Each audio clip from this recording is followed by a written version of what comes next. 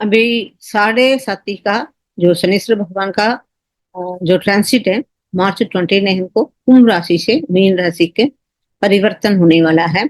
उसकी भविष्यवाणी में बताना चालू किया है अपना जय श्री बालन ज्योतिष चैनल में। मेष राशि को खत्म हो गया, अभी मैंने वृषभ राशि को आज बोलने वाली हूँ। उसका पहले मेरा नाम जयश्री बालन है, मेरा चैनल है जयश्री बालन ज्योतिष, ये हिंदी में है। जितना भी हो आप मुझे कितना लाइक करेंगे, सब्सक्राइब करेंगे, उतना मुझे और भी उत्साह मिलेगा कि आपका मेरा तरीके से मैं कैसे एस्ट्रोलॉजी सबको सिखा सकती हूँ। जिसको भी है सीखने है या किसको भी कुंडली पढ़ने का है, वो मेरा वेबसाइट भी है jayshreebalan.com। उसमें भी जाके आप अपना जो भी है देख सकते हैं और आपको सुविधा जो भी चाहिए वो ले भी सकते हैं। अभी देखिए, वृषभ राशि वालों को 11 भाव में जब भी शनिश्चर भगवान आने वाला है, क्योंकि कुंभ से जो शनिश्चर भगवान इसको मीन में आने वाला है। ओके, तो उसमें लाभ लाभ स्थान लवंत, उसको हम लोग लाभ स्थान बोलते हैं। लाभ आपको मिलने वाला है। और जब भी हमेशा लवंत और उसको जब भी सैटर्न आता है ना, वो अच्छा फल ही देता है। इसमें कौन सा तरीका का आपको अच्छा फल मिलेगा, ये पहले बताना चाहती हूँ। क्योंकि जो शनिश्चर भगवान आपका है, वो पूर्व पुण्य स्थानाधिपति है। नवंत भाव का जो नव भाव का जो स्वामी है शनिश्चर भगवान, वो धर्म भाव है। और दूसरा है 10th उसका है, वो कर्म भाव है। धर्म कर्म भाव का जो स्वामी है वो 11 में आ गया। तो आपको लाभ कैसे मिलेगा? अब जो कितना भी हो धर्म, पूर्व जन्म को जो अपने धर्म किया है, वो धर्म अभी आपको फलदायक मिलेगा।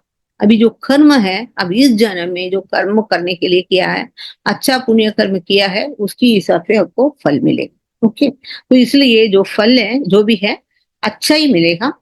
ये कौन से तरीके से? ये है धर्म कर्म, आपने जो भी है पिछले जन्म का पुण्य और इस जन्म का कर्म, वो दोनों मिलके आपको लाभदायक मिलेगा। और जो शनिश्चर भगवान की जो दृष्टि है, वो आपको राशि में पड़ रहा है। इसमें राशि और लग्न का अलग अलग है। मैंने अभी राशि का एक्चुअली जो 7.5 है वो राशि की सबसे ही मानते हैं, लग्न की सबसे नहीं मानते हैं। मगर लग्न को भी असर पड़ता है, वो बाद में बताती है। अभी जो शनिश्चर भगवान की जो तीसरी जो विषन है, एस्पेक्ट है, वो आपकी राशि में पड़ने वाला है। इसलिए थोड़ा सा आपको मन में थोड़ा तकलीफ रहेगा, सुस्ती रहेगा, जो भी है थोड़ा सा आप कंफ्यूज स्टेट में रहेंगे। ओके, तो उसके बाद क्योंकि आपका माइंड है, माइंड पे असर पड़ता है, आपका जो सोचने के इसमें थोड़ा सा जल्दी से आपको डिसीजन लेने का थोड़ा सा तकलीफ होता है। और दूसरा है आपकी सेकंड भाव में, जो दूसरा भाव में जुपिटर है, ट्रांसिट होने वाला है। अभी आपकी राशि में ही है जुपिटर। अभी वो राशि से लेके आपको मिथुन राशि को ट्रांसिट होने वाला है May 14 को। ओके, तो सेकंड उसका जो कारकाई जुपिटर है, और वो जो लाभ का जो 11th उसका है, वही स्वामी है, वो सेकंड हाउस में आया, तो इसलिए आपको अच्छा से पैसा धन भाव में आया है, इसलिए बहुत सारा पैसा मिलेगा। ओके, और ऊपर से वो 8th लॉर्ड है, इसलिए थोड़ा संभाल के रहना। जो भी है आपके नजदीक में आएंगे, वो कभी कभी आपको नुकसान पूछने के लिए भी वो पहुंच भी दे सकता है। इसीलिए आपका आपकी राशि की हिसाब से जो जुपिटर है, वो शुभ ग्रह नहीं है। ओके, अशुभ ग्रह है, क्योंकि वो 8th और 11th का स्वामी है। वो पूरे पुण्य स्थान का स्वामी नहीं है और केंद्र के भी स्वामी नहीं है। इसीलिए थोड़ी संभाल के, जो भी पैसा आया है तो उसको संभालने का है, नहीं तो आपको प्रॉब्लम आ जाएगा। ओके, और जो भी है वाणी है, आपका बोलने का वाणी है, उसमें से आपको कुछ दुश्मनी निकाल सकते हैं, क्योंकि वो जुपिटर आपका ये नहीं है, शुभ प्लेनेट नहीं है। इसलिए जो भी है सोच समझ के बोलने का है।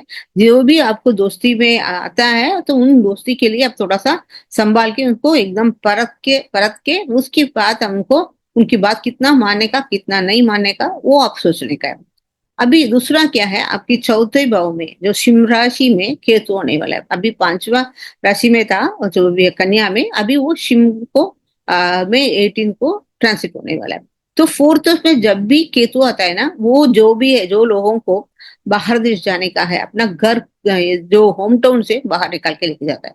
इसलिए आपको मेरे के हिसाब से आपको थोड़ा सा जो बदलने का, घर बदलने का या डेस्टिनेशन बदलने का, या बाहर देश को जो जाने वाला कोशिश कर रहे हैं उन लोग को बाहर देश जाने का, ऐसे सभी चांस मिलेगा। Eight the same time fourth is also आपका जो व्हीकल है, तो आप जो गाड़ी जब करते समय में करते समय चलाते समय थोड़ा संभाल के करने का है, क्योंकि सिंह राशि का जो अष्टम भाव में शनिश्वर भगवान बैठा है, इसलिए गाड़ी खरीदते समय, प्रॉपर्टी खरीदते समय में जो भी है आपका सुख स्थान का थोड़ा सा केतु आया तो तकलीफ होता है। जब भी आपको बाहर देश जाना पड़ता है, आपका इधर का जो सुविधा सब मिलके बाहर जाके रहने का तो सेटल होने के तो टाइम लगेगा ही लगेगा, है ना। तो इसीलिए अभी प्रॉपर्टी और लैंडेड प्रॉपर्टी, जब केतु रहता है ना तो वो लैंडेड प्रॉपर्टी है, इसलिए थोड़ा गर्म जगह पे, जो क्योंकि सिम सिम है वो फायर फायर जगह है, तो इसलिए आपको मूवमेंट कहाँ मिलेगा, किधर फायर है, किधर गर्मी जगह है, उस जगह पे आपको जाने का है।